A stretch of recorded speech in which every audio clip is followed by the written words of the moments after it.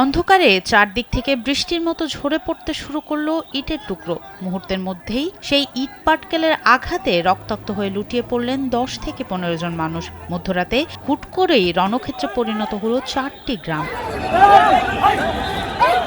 আপাতদৃষ্টে তুচ্ছ এক ঘটনা, কিন্তু তার উত্তাপ ছড়িয়ে পড়ল মুহূর্তেই। সামান্য কথা কাটাকাটি থেকে শুরু হওয়া সেই উত্তেজনা মুহূর্তেই রূপ নেয় রক্তক্ষয়ী সংঘর্ষে।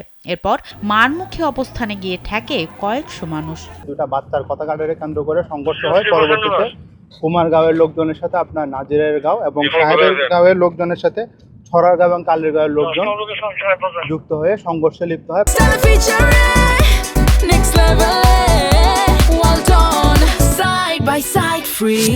যখন ধাওয়া পাল্টা ধাওয়া শুরু হয় তখন সাধারণ পথচারীদের প্রাণ ভয়ে ছুটতে দেখা যায়। সাধারণ একটি বসার চেয়ারকে কেন্দ্র করে তৈরি হওয়া এই ক্ষোভের আগুনে ঘি ঢালে স্থানীয়দের সমর্থন। এক পক্ষের সমর্থনে যখন অন্য গ্রামগুলো দল বেঁধে লাঠি সোঁটা আর ইট নিয়ে মাঠে নামে, তখন দীর্ঘ 1.5 ঘন্টা চলে এক অস্থির তাণ্ডব। বিরোধের সীমানা গ্রাম ছাড়িয়ে বড় দাঙ্গার রূপ নেয়। ঘটনাটি 4 ফেব্রুয়ারি মধ্যরাতে সিলেট নগরীর তেমুখী পয়েন্টে ঘটেছে। কুমারগাঁও ও সাহেবেরগাঁও এলাকার 2 কিশোরের মধ্যে চেয়ারে বসাকে কেন্দ্র করে বিতণ্ডার সূত্রপাত হয়। স্থানীয়রা প্রথমে পরিস্থিতি সামাল দিলেও ঘণ্টাখানেক পর 4 গ্রামের বাসিন্দারা এতে জড়িয়ে পড়লে উত্তেজনা চরম পর্যায়ে পৌঁছায়। ইট পাটকেল নিক্ষেপে যে কয়েকজন আহত হওয়ার সংবাদ আমরা পাই, তাদেরকে আমরা তাদের তথ্য সরবরাহপূর্বক আপনার এই ঘটনার রহস্যটা উদ্ঘাটনের আমরা চেষ্টা করছি। সংঘর্ষের তীব্রতায় সিলেট সুনামগঞ্জ সড়কে যান চলাচল পুরোপুরি বন্ধ হয়ে যায়। 1.5 ঘন্টা ধরে চলা এই অস্থিরতা থামে যখন সেনাবাহিনী ও পুলিশের একাধিক ইউনিট ঘটনাস্থলে এসে শক্ত অবস্থান নেয়।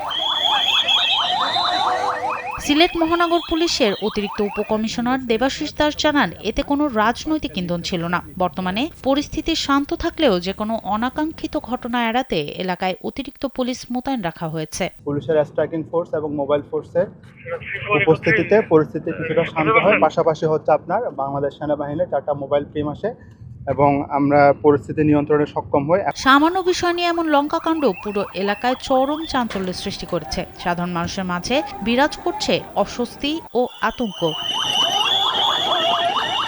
সনম সিদ্দিকী, কালবেলা।